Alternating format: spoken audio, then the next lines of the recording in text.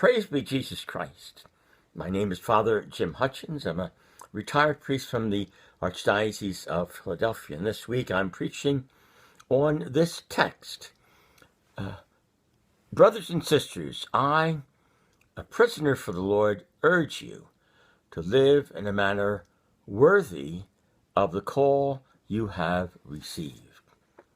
All married couples have received the call for the two to become one flesh and to be fruitful and multiply, as found in the book of Genesis.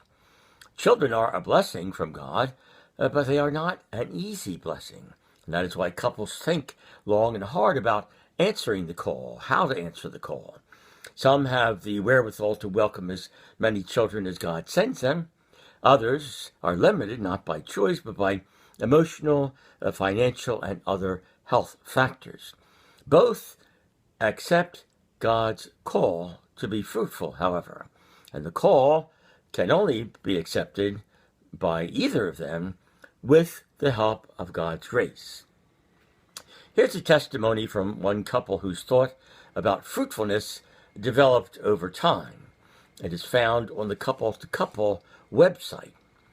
Their names are Ben and Vanessa, and Ben writes, Vanessa and I were both agnostic before we were married. At the beginning of our relationship, we made some harmful choices because we lacked a perspective of faith. We met in college and soon were sharing a bed, which was common in our circle of friends. We started using barrier methods, and then Vanessa tried a new version of the pill, which unfortunately resulted in her experiencing intermittent bleeding and huge mood swings. The summer of our senior year, we moved in together. 9 days later, our apartment burned down. Vanessa comments, thankfully, everyone in our apartment complex was okay. Such a disaster, however, has made us take stock of our lives. I prayed for the first time in years that day. After things calmed down a little later, we discussed marriage. I was raised Catholic but fell away as a teen. I believed the lies my peers told me, that faith is a crutch for insecure people, and that the church is corrupt and controlling. I know now how untrue that is. At the urging of the priest who oversaw our pre-Cana program, we joined a Catholic young adult group he led. One of the meetings was about natural family planning. Our physical relationship was being influenced, we realized, by so-called experienced friends, the media, and even pornography. Our relations were based on satisfying urges. As a result, our relationship was suffering. Ben continues, our pre-Cana priest challenged us to love each other in the way God loves, without selfishness, truly giving ourselves to each other. He encouraged us to be completely open to the creation of life, which follows from loving the way God loves. We decided to abstain for the rest of our engagement and learn natural family planning through Couple to Couple's home study course. Vanessa explains, though we were a bit squeamish about some of the things NFP talked about, we felt contraception was out of the question. We had tried contracepting and experienced firsthand how it distorted our approach to each other. Ben says, as we learned to communicate about our physical relationship, communication in other aspects of our marriage improved too. Talking about our fertility caused us to confront how much the media and pornography had affected our relationship. It took years, but we have both experienced great healing. We talked monthly about, are we open to life? Vanessa continues, after a few years of practicing NFP, I found that the insecurity that had plagued me earlier in our relationship was gone. Letting God into our marriage probably saved it. As we learn more about the church and its teachings, we came to see a truth and beauty we never understood before. I came back to the church around the time we were married, and Ben became a Catholic 2 years later. We now have welcomed our second child into our family. If couples go into marriage with the goal of having it all, instead of having what matters, that curtails the openness to life. We as Americans have a remarkably high standard of living compared to the rest of the world. This provides us with many comforts. It also sets the scene for instant gratification.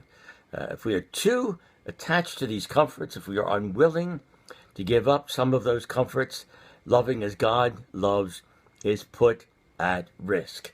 Openness to life is put at risk.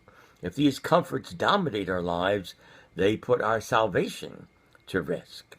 When St. Paul VI published his encyclical Humanae Vitae on family planning, many felt his teaching closed a door. It did not, because he was only reaffirming what had always been taught since the very beginning of Christianity. It opened a window, actually, to a deeper spousal relationship. In the same time frame, the contraceptive pill had been invented and accepted almost universally. This is what closed the door. Also at the same time, thankfully, a couple from Australia, Dr. and Mrs. Billings, had published their long-term findings on the science of fertility. This then developed into what we know today as natural family planning. Contraception works against nature. It treats fertility as a disease. Natural family planning treats fertility as a gift from God and works with the pattern of fertility God implanted in our bodies. Natural family planning is the door God opened. Ben and Vanessa began to see something missing in their sexual relationship. They found that what the culture had been teaching them did not end up satisfying their deeper longings. Gradually, they found the teachings of the church supplied what was missing, and that resulted in forming their consciences rightly. We have rightly been told to always, quote, follow our conscience. When our culture was Christian, that was enough said. But now that our culture is secular and even anti-religion, and the mumbo-jumbo of everyone has their own truth has been accepted, we must add, always follow your rightly formed conscience. In previous times, when family, church, and Christianity pretty much formed everyone's conscience, it was enough to say the first version. Now, when our culture is not Christian, and even anti-Christian, that first version is inadequate. We must say, always follow a rightly formed conscience. A terrorist is following his own conscience to murder people, but it's a no-brainer that his conscience is wrongly formed and not to be followed. Our conscience does not determine what is right and wrong. Our conscience discovers from outside the truths about life that urge it to choose the good and avoid the evil. One of the truths of life is that love always first wills the good of the other. It counteracts the weakness of original sin. It enhances the love we long for. Natural family planning can only be as effective as our self-control, but self-control is made possible by grace. We cannot do it alone, but with prayer and grace we can. To live in a manner worthy of the call you have received to become two in one flesh and to be fruitful and multiply, you must pray. Our first parents closed the door on us, passing down to us a weakness of will and a darkness of intellect. Christ, by his cross, opens the window to the grace he has won for us. God bless you.